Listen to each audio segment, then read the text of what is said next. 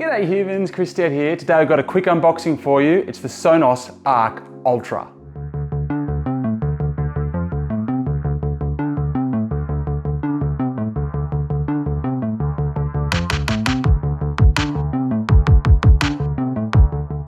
Righto, so this has just landed. I literally just came to the door. There we go, Arc Ultra, as you can see there.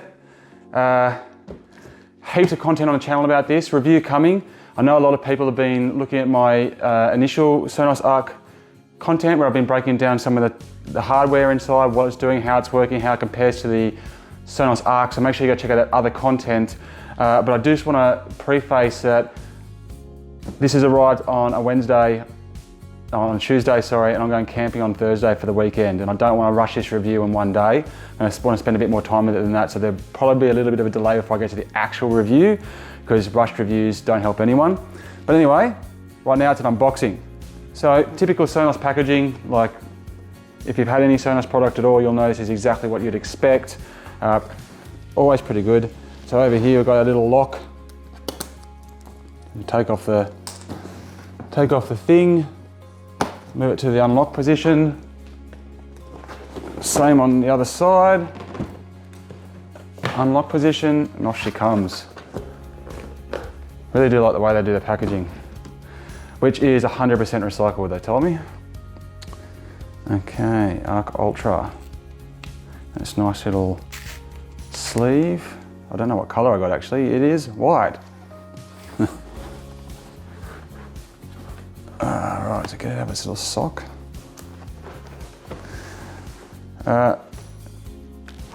So pretty, obviously, it's a soundbar. No doubt about that. It's also a Sonos Arc soundbar lookalike, but it's got the touch buttons and everything at the back. Now, some people have been asking me about how the cables are going to go in.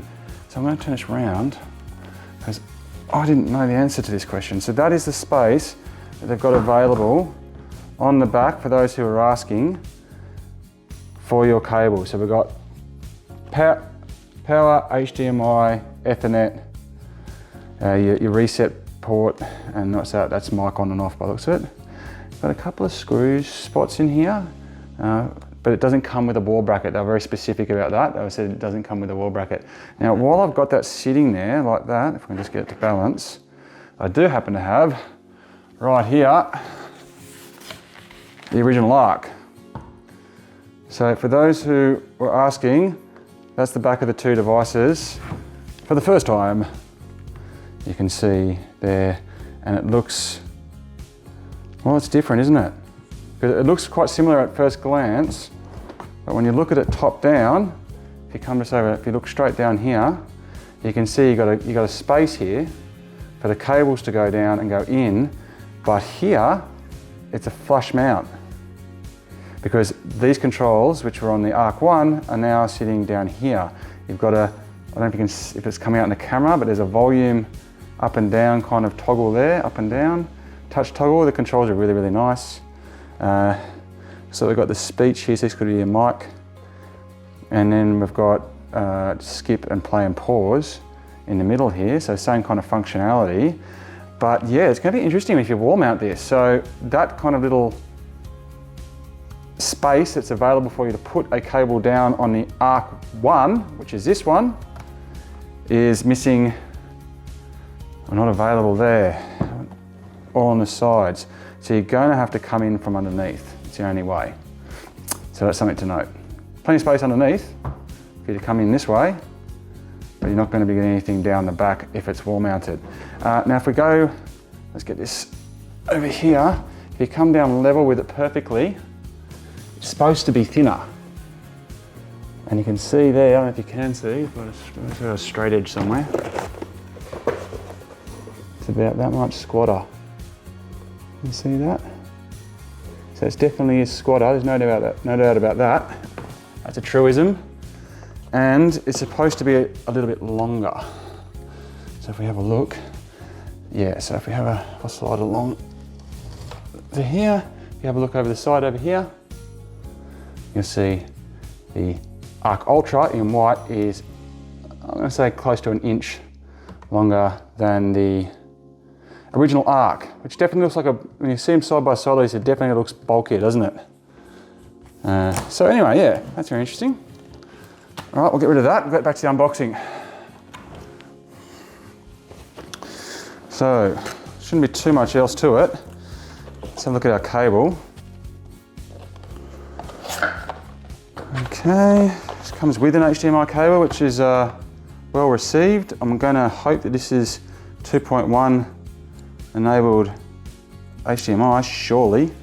I like that it's color matched. You'd be surprised how much tech I get where the color is white and the cable's black and it just... All right, so what have we got here? I think we've probably got, I'm gonna go with 1.6, so 1.7, that's not too bad. Is that gonna get from your 90-inch down to your soundbar? Probably not. They always do them too short for the big TVs nowadays, or it's right on the stretch. Power cable, let's have a look at that. Got little QR codes on them, which might go to instructions on how to plug in a power cable, I guess. It's nice material though. Like they feel like they're not going to suddenly break on you for some reason. I had a rat chewer cable once. That is 2 meters, I reckon. So that's good. That's a bit longer. So I'm happy with that. That's good. All right. We've also got in here an Arc Ultra quick guide. Let's have a look. So important product information, or your usual super fine print, no one can read it or understand it stuff. And even finer print. There's got to be a legal limit on font size. Like, I know I'm old, and I know my eyes are getting a bit like this, but no human being's reading that. I don't care. I don't care what you say. Maybe that's the trick. And we've got a very, very quick 2-step guide and some control options here, a bit of an instruction manual for that. The rest of it's going to be taken care of in the app, so that's with your quick tuning or your advanced tuning. I'll tell you a little bit more about that in a second, but let's just see if there's anything else in the box you need to be aware of. No, this is all inbuilt, so really easy to understand. For those of you who may need to put it back in the box, it doesn't look like it's going to be one of those boxes where once you take it out, that's it, forget it. All right, so there you go, that's what we've got. Not too much to it.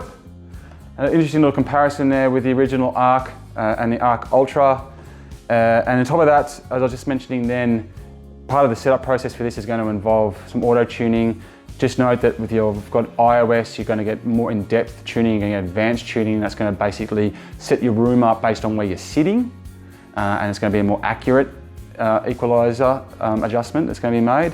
Whereas if you've got an Android device only, it'll be basing all of that on the sounds coming out of the speaker and being received by the speaker, so it'll all be based on where the speaker is, and it's having a guess about what your room layout's like.